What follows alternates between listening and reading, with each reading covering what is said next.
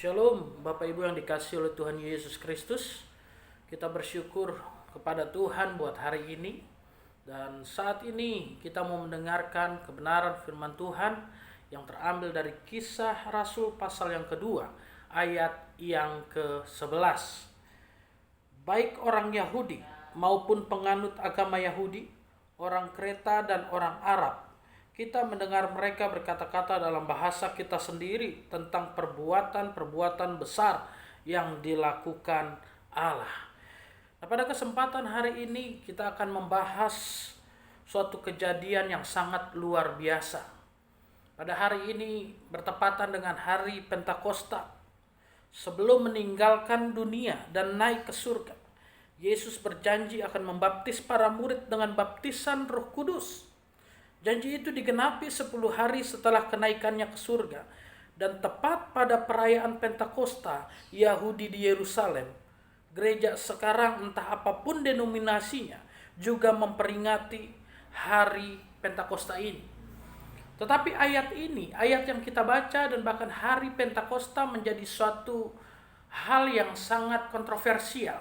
Kenapa? Karena ada banyak gereja yang memiliki penafsiran-penafsiran yang berbeda.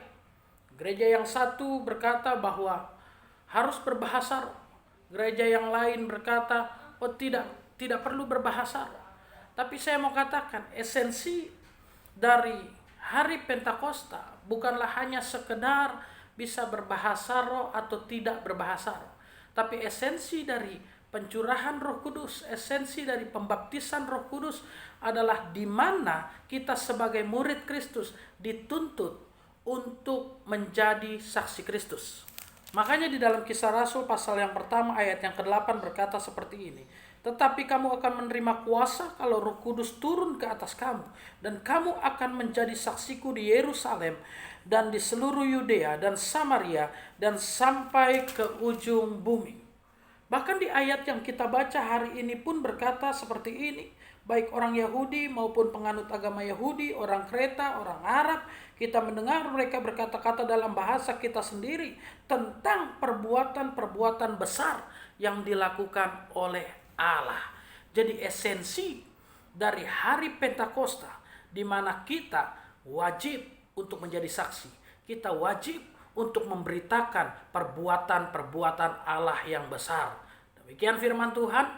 Tuhan Yesus memberkati. Shalom.